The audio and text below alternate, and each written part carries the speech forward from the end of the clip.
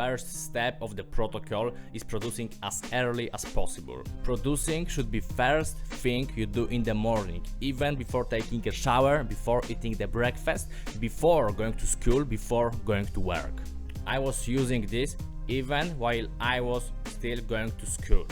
So I had a bus before 7 a.m. So I had to start dressing up and eating breakfast at, let's say, 6:30.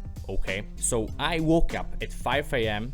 and I still had over than 1 hour of producing, and you can do that, man. Okay, what are the advantages of producing as early as possible? So the first thing is you are the most creative during your first hour of the day, and a lot of people will argue with that because they will say that they are more creative in the middle of the night. But no, that's not true. Your brain is the most effective at like 5 a.m, 6 a.m. For some people maybe 8 a.m, but that's extreme. It's usually something like 6 a.m. or even earlier. So the first benefit of that is you are more creative. The next really big advantage of producing early is nobody and nothing will distract you, because all your friends still sleep, okay? Or like influencers still sleep, they don't post content, so you don't get any fucking notifications, okay?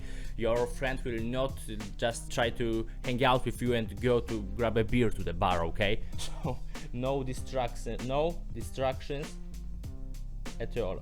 And the last thing I would like to mention is all producers, 99% of producers wake up at like 3 p.m, okay? They are really lazy, they are undisciplined, their sleep schedule is just fucked up, okay? So you get crazy advantages, okay?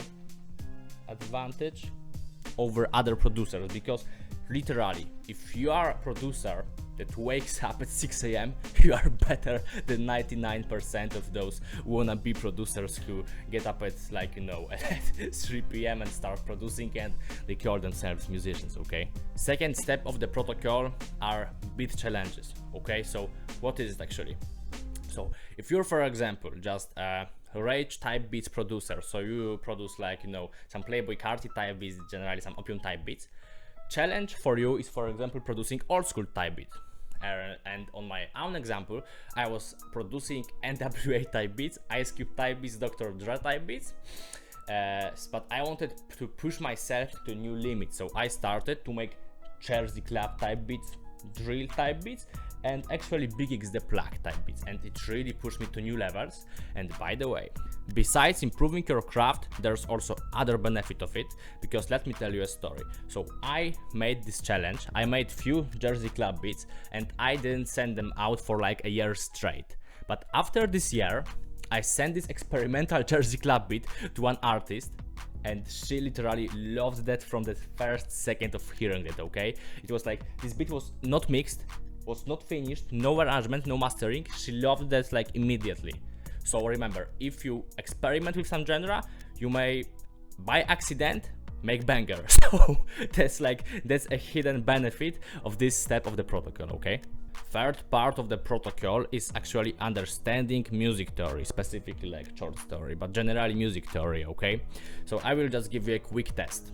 Every minor scale is also major scale, and every major scale is also minor scale, okay? Specific frequencies equals specific notes and augmented chords. If you are not familiar with those concepts, you should definitely improve your knowledge on this. So first link in the description will be like free extra video from me, just some quick lessons on music theory, so just click that first link in the description. And the last part of the protocol is probably the most difficult but also the most effective. So this is producing 10 beats a day, and I actually talked about it in my previous video, but okay, let's talk about it for a second. 10 beats a day is like a magic number that will really explode your producing, okay? Because at the moment, if you watch this, you probably produce like 2 beats a day, 3 beats a day, and that's just not enough, okay? Because you probably think that producing 10 beats a day means making generic beats, like basic beats that are not going anywhere.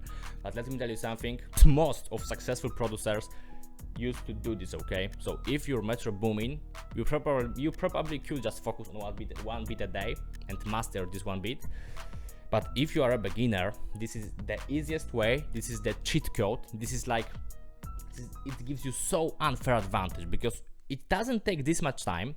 You could anyway make these 10 beats in like 2 hours, but you will just get 10 ideas, 2 times 5, okay, 10 ideas instead of 1. So you will just get really creative, because a lot of people think that these 10 beats means you make 10 basic beats. No, you make first beat that is basic, second is basic, but then you are bored, so you go with completely new genres, completely new drum patterns, because like, you know, when you make 10 beats you can just experiment. You got so much space to experiment because you make 1 beat a day. So yeah, this drums has to be perfect, melody has to be perfect, but if you make 10, yeah, this beat will be experimental. I will just make some no bass or no snare in this beat, or I will just reverse this melody. Why not? I anyway make 10 beats, so I got 9 other beats.